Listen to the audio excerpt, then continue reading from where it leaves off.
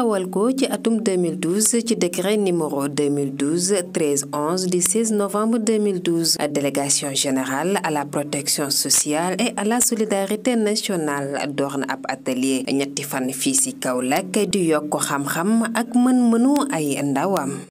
xamal nit ñi nan lañ mën a def pour taxaw askan wi li ñu naan ay concept yu bees nit ñi xam ko ba duñ ci am réero ñu xool nan la ñuy suqalee askan wi jàppale ko ci formation xamal ko jooyante ay mbiram loolu moo tax ñu teew fi nga xam ne askan wi rek moo ñu tax a jóg moo ñu fi indi li ñu ñëw nag doxal ko fii yaakaar gi ñu ci am mooy gouverneur ak les préfets ñu jàpp ci taxawuñu ba nga xamante ne bii askan wi ku ci mën di nekk fa nga nekk mu ak sa dayoo boo mënti am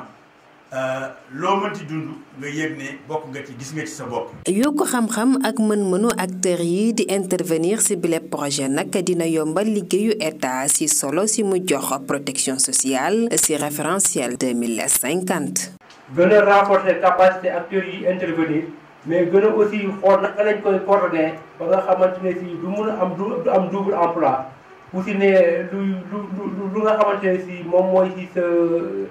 sa wërsëg rek nga jot ko ci loolu waral tey jii nii délégation générale à la protection sociale et à la solidarité nationale ñëw invité acteurs yi nga xamante ne ci ñu ngi ci région Kaolack bi yëpp yi yëngu ci protection sociale ngir amal waxtaan boobu te dañoo gis ne autorités yu bees yi ñu am nii à travers agenda national de transformation Sénégal 2050 dañoo jox protection sociale wàllu am solo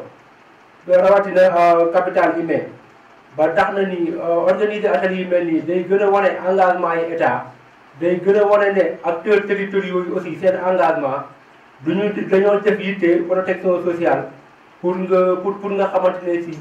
population bi yëpp dinañ ci jot. nguurug Sénégal taxawal ay kuréel yu bari ngir xeex ndool ak ñàkk waaye njeexital li ci askan wi xaw a néew lool ña ca gën a lottu di ndaw ñi soxna yi ak way laago yi jotaay yu mel nii nag dina bokk ci li koy saafara.